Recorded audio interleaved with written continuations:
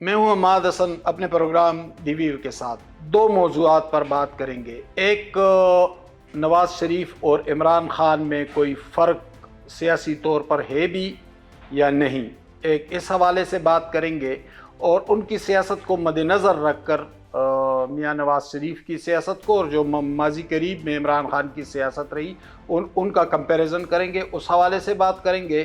اور دوسری بات کریں گے ملک میں آنے والی معاشی خوشحالی پر بات کریں گے۔ آج کچھ ایکسپرٹ لوگوں سے میری بات ہوئی تو اس حوالے سے بھی بات کریں گے۔ پہلی بات کرتے ہیں کہ میاں نواز شریف اور عمران خان کے درمیان کون سا سیاسی فرق ہے، اور آیا یہ فرق ہے بھی یا نہیں۔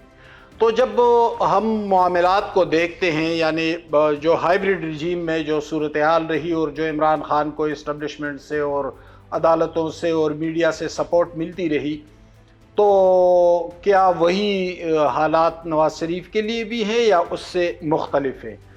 تو صورتحال یہ ہے کہ عمران خان کو اس وقت جن سیاسی دھڑوں قوتوں کی حمایت حاصل رہی، وہی حمایت اس وقت نواز شریف کو بھی حاصل ہے۔ اسلام آباد ہائی کورٹ نے ان کی ضمانت کو کنفرم کیا، اور اب غالباً 21 نومبر کو ان کا کیس لگا ہے، تو شاید اس سے بھی توقع ہے کہ ان کو ریلیف مل جائے گی۔ تو ایک تو وہ صورتحال ہوئی۔ دوسری، سیاسی طور پر عمران خان کو جن سیاسی قوتوں کی سپورٹ حاصل رہی، جن سیاسی دھڑوں کی، اور کس وجہ سے حاصل رہی، ظاہر ہے کہ وہ اس کی پشت پر اسٹیبلشمنٹ موجود تھی۔ تو اب وہی صورتحال نواز شریف کے لیے بھی ہے۔ یعنی ابھی 1-2 دن پہلے میاں نواز شریف بلوچستان کے دورے پر گئے، تو باپ پارٹی کے ساتھ ان کی انٹریکشن رہی، اور زیادہ حالانکہ وہاں پر اختر مینگل موجود تھے جو ان کے سیاسی حلیف رہے ماضی میں، وہاں پر محمود خان اچکزئی موجود تھے جو ان کے لیے سیاسی طور پر ہمیشہ کھڑے رہے اور ان کے سیاسی ساتھی رہے، لیکن زیادہ توجہ باپ پارٹی کو ملی۔ تو اس باپ پارٹی کی تاریخ کیا ہے؟ باپ پارٹی کی تاریخ تو وہی ہے کہ جب سردار ثناء اللہ زہری بلوچستان کے وزیر اعلیٰ تھے اور ان کے خلاف بغاوت ہوئی، تو باپ پارٹی وجود میں آئی، اور پھر اسی باپ پارٹی کے جام کمال وزیر اعلیٰ بنے۔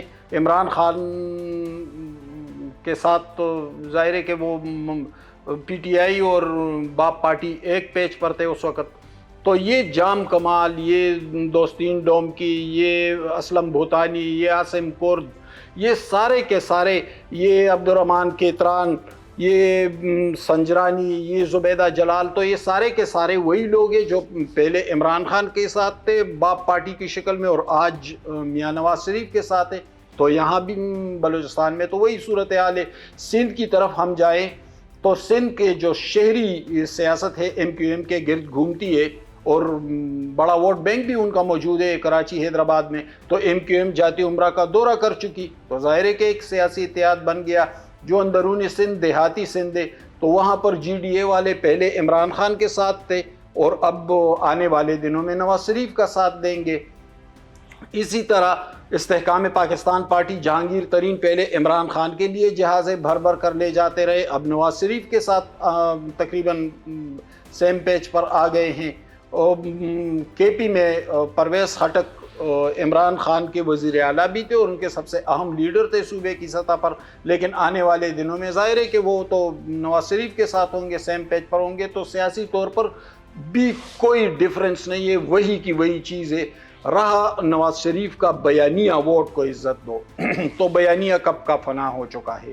بیانیے کی تو بات ہی نہیں ہو رہی ہے، بلکہ وہ بیانیہ جس رد عمل میں ابھرا تھا اس پس منظر کی بھی بات نہیں ہو رہی ہے۔ نہ جنرل فیض حمید کا نام لیا جا رہا ہے، نہ جنرل باجوہ کا نام لیا جا رہا ہے، نہ ثاقب نثار کا نام لیا جا رہا ہے۔ تو نظریاتی طور پر کوئی ڈیفرنس نہیں ہے، بس اقتدار کی کشمکش ہے، اور نواز شریف اسی راستے پر چل رہے ہیں جس راستے پر آج سے کئی سال پہلے عمران خان چلے تھے یا چلائے گئے تھے۔ تو اب اسی راستے پر نواز شریف یا چل رہے ہیں یا چلائے جا رہے ہیں، تو سیاسی طور پر بھی کوئی ڈیفرنس نہیں ہے۔ دوستو، ایک اور موضوع پر بات کر رہے ہیں کہ آنے والے دن کم از کم معاشی حوالے سے پاکستان کے لیے خوشخبریاں لے کر آ رہی ہیں۔ آج میری کچھ لوگوں سے بات ہوئی معیشت سے متعلق، خصوصاً عامر سیال صاحب ہیں، ہمارے صحافی دوست تھے اور معیشت کے بہت ماہر ہیں، ان سے بھی بات ہوتی رہی۔ تو معاشی حوالے سے دسمبر میں پاکستان کے لیے خوشخبریاں آ رہی ہے۔ ایک تو IMF امکان ہے کہ وہ $70 کروڑ پاکستان کو ادا کرے گی۔ ایشین ڈیولپمنٹ بینک نے $25 کروڑ پاکستان کو دے دیے ہیں، جبکہ سعودی عرب کی دلچسپی ہے کہ وہ شیئرز جو پاکستان نجکاری جو ہو رہی ہے تو اس حوالے سے سعودی عرب کی دلچسپی ہے کہ اس میں وہ اپنا حصہ ڈالے اور اس میں کچھ شیئرز خریدے، تو یہ تقریباً 30 کروڑ کے قریب، تو تقریباً $2 ارب پاکستان کے پاس آ جائیں گے۔ جب یہ $2 ارب پاکستان کے پاس آ جائیں گے دسمبر تک، تو روپے پر پریشر کم ہوگا اور مہنگائی میں بہت واضح کمی آ جائے گی۔ ماہرین یہ بتاتے ہیں کہ روپے پر پریشر کم ہوگا اور اس سے مہنگائی میں ایک واضح کمی آئی جائے گی، جبکہ زر مبادلہ کے ذخائر جو اس وقت تقریباً $7 ارب ہیں وہ $10 ارب تک جم کر جائیں گے، اور IMF نے پاکستان سے کہا ہے کہ رواں مالی سال تک آپ اپنے زر مبادلہ کے ذخائر جو ہیں وہ تقریباً 16 ارب تک لے جا سکتے ہیں۔ اور یہ جو IMF کے بعض ایڈوائزز ہیں تو وہ کوئی اتنے برے بھی نہیں ہے، ضروری نہیں کہ ہم ہر جگہ مخالفت کریں۔ وہ کہتے ہیں کہ ایک ڈپارٹمنٹ 50 بندوں سے چل سکتا ہے تو آپ 1000 لوگوں سے چلا رہے ہیں، تو پاکستان کہتا ہے کہ ہم لوگوں کو نکالیں گے، تو پھر اس کا ریئیکشن آتا ہے، وہ کہتا ہے لوگوں کو نہ نکالے، پرائیویٹائز کر دیں۔ تو یہ جو نجکاری کا عمل چل پڑا ہے تو یہ اسی سمت میں ایک اشارہ ہے۔ پاکستان کے درآمدات 3 سے 4 ارب تک ہیں، جبکہ برآمدات جو ہیں وہ تقریباً $2 ارب ہیں، اور ترسیلات زر بھی تقریباً $2 ارب ہیں۔